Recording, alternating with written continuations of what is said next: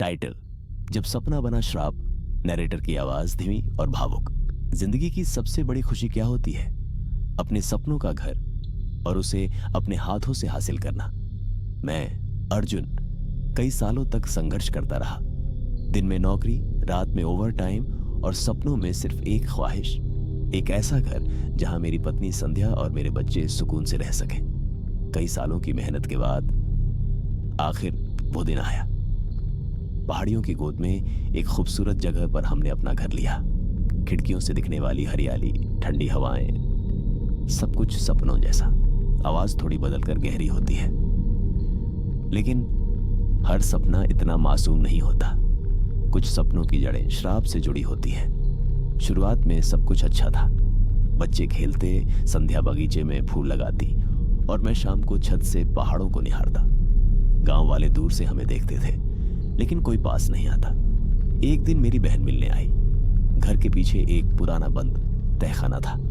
वो जिज्ञासावश उसे खोल बैठी। दरवाजा खुलते ही अंदर से तेज ठंडी हवा निकली, जैसे किसी ने बरसों बाद कैद तोड़ी हो। उस रात से सब कुछ बदल गया। कभी दरवाजे अपने आप बंद हो जाते, कभी बच्चों के खिलौने चलते हुए मिलते। रात को रसोई से बर्तन बजने की आवाज आती। संध्या अक्सर कहती, अर्जुन कोई हमें देख रहा है, लेकिन मैं अपने काम में इतना डूबा था कि ध्यान नहीं दिया। सोचा नया घर है, आदत पड़ जाएगी। पर एक रात मैंने खुद देखा, आईने में अपनी परछाई की जगह किसी और औरत का चेहरा, लंबे बाल, लाल आंखें और होठों पर ठंडी हंसी। मैं डर गया। गांव के बुजुर्गों से पूछा। उन्होंने कहा, यह घर उस औरत का है जिसे कभी डायन कहकर जला दिया गया था। उसकी आत्मा यहां भटकती है। मैं पंडित को घर ले आया। पूजा शुरू हुई। मंत्रों की गूंज, शंख की आवाजें। लेकिन अचानक तूफान उठा। दीपक बुझ गए, थाली जमीन पर गिर गई और तभी संध्या हंसने लगी। पर वो उसकी हंसी नहीं थी, वो किसी औरत की आवाज थी, भारी, डरावनी। ये सब व्यर्थ है, कोई मुझे नहीं रोक सकता। पंडित कांप उठा।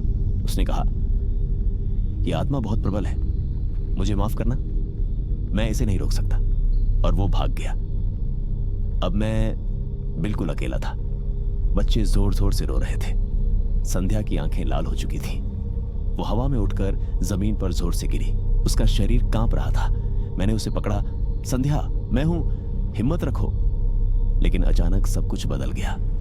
उसकी आंखों में काला पर्दा सा उतर आया और फिर घर की दीवारों पर दृश्य उभरने लगे। मैंने देखा, गांव वाले एक औरत को घसीट रहे थे। उसकी चीखें गूंज रही थीं, मैं निर्दोष हूं, मुझे मत मारो। गांव वाले उसे डायन कहते हुए आग में धकेल देते हैं।